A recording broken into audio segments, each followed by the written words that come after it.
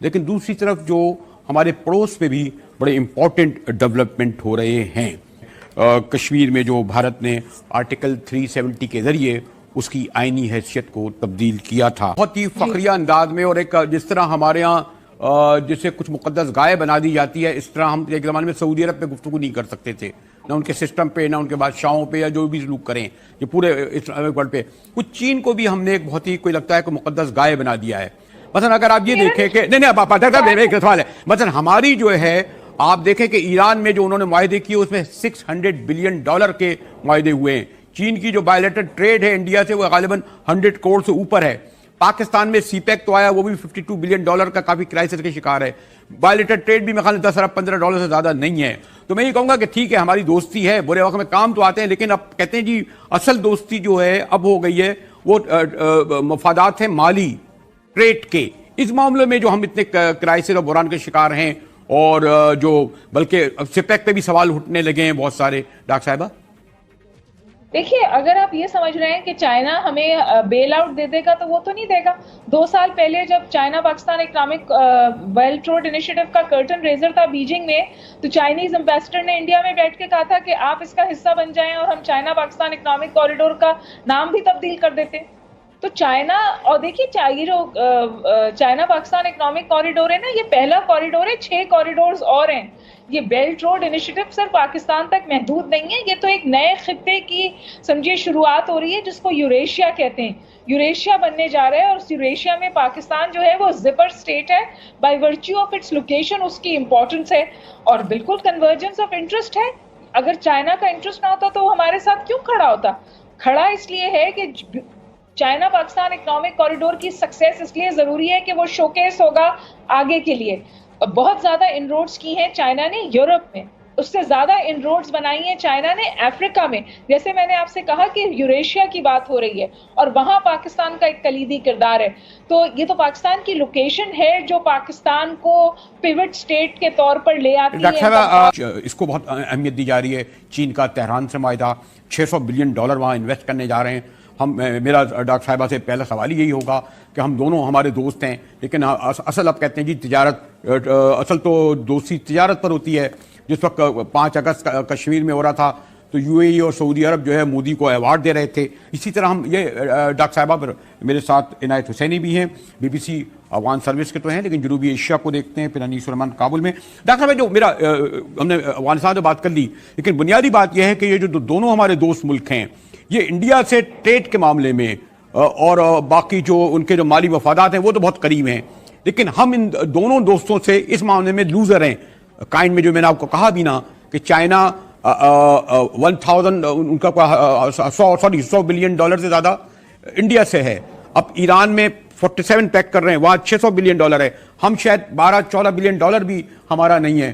Speak کو میں الگ رکھتا ہوں، وہ بھی آپ کو پتا ہے وہ کئی حصوں میں ڈیوائڈ ہے، اس پہ بھی بہت سارے ہمارے اب تحفظات آنے لگے ہیں. ڈاکٹر ہما بقائی دیکھیے، اگر آپ پاکستان کے ایکسپورٹ لیڈ گروتھ پیراڈائم کی بات کر رہے ہیں نا تو وہ کمزور ہے، اور کوئی آ کے ہماری ایکسپورٹ لیڈ گروتھ نہیں ٹھیک کر سکتا. چائنا کے ساتھ آپ کا ابھی بھی ایک فری ٹریڈ اگریمنٹ ہوا ہے، لیکن اگر آپ پروڈیوس ہی نہیں کریں گے اور اگر آپ مارکیٹس کو ایکسپلور اور ایکسپلوئٹ ہی نہیں کریں گے تو پھر چائنا تو وہ آپ کے لیے آ کے نہیں کر سکتا نا. بالکل صاف بات یہ ہے. اور دوسری بات یہ کہ ہم ایک نئی سرد جنگ کی تو بات کرتے ہیں، لیکن یہ سرد جنگ بہت مختلف ہوگی جو ہم نے پہلے دیکھی تھی، کیونکہ اس میں کوئی آئیڈیولوجیکل ڈیوائیڈ نہیں ہے. آپ تو جو سرد جنگ ہے اس وقت ہم کہہ رہے ہیں کہ وہ چائنا اور امریکہ کے بیچ میں ہوگی، لیکن میں بارہا یہ بات کہتی ہوں کہ کرس کراس ہوگا جیو اکنامکس کا اور جیو پالیٹکس کا. چائنا ایک بہت بڑی معاشی طاقت کے طور پر سامنے آ رہا ہے، اور اس کی معاشی گروتھ جڑی ہوئی ہے امریکن کنزیومرزم سے اور گلوبل کنزیومرزم سے. لہٰذا چائنا نے یہ one belt one road initiative شروع کیا ہے، لیکن اس کے ساتھ ساتھ جو کووڈ-19 نے ایک سمجھیے اسپینر پھینکا ہے نا پوری سچویشن میں، وہ یہ ہے کہ اگر امریکہ کو چائنا ڈیسیٹ کر رہا تھا تو اب بہت تیزی سے وہ چیز کر رہا ہے. پھر اگر آپ معیشتوں کو دیکھیں، جو واحد اس وقت پازیٹیو گروتھ ریٹ میں معیشت آئی ہے وہ چائنا کی ہے، اور اپریل میں اس کی چائنیز گروتھ ایکسپینشن ہو گئی ہے 3.2%. نہیں ڈاکٹر صاحب دیکھیں وہ سب کچھ کر رہا ہے، لیکن جو میرا ڈاکٹر صاحب سوال یہ ہے کہ ہماری جو دوستی ہے یقیناً ہماری صورتحال یہ ہے کہ کیونکہ ہماری لوکیشن ہمیں ریلیونٹ کرتی ہے، اور ہم ایک بگ بردر سنڈروم میں پھنسے ہوئے ہیں. ہم بیل آؤٹس چاہتے ہیں. ہم پہلے امریکہ سے بیل آؤٹ چاہتے تھے, کانفلکٹ کا حصہ تھے, اب چائنا سے بیل آؤٹ چاہتے ہیں, اکنامک انیشیٹو کا حصہ ہیں. لیکن یہ جو ہمیں اسپیس ملتی ہے, کیا اس کو ہم استعمال کرتے ہیں اپنی معیشت کو کھڑا کرنے کے لیے؟ تو اس کا جواب ہے نہیں کرتے.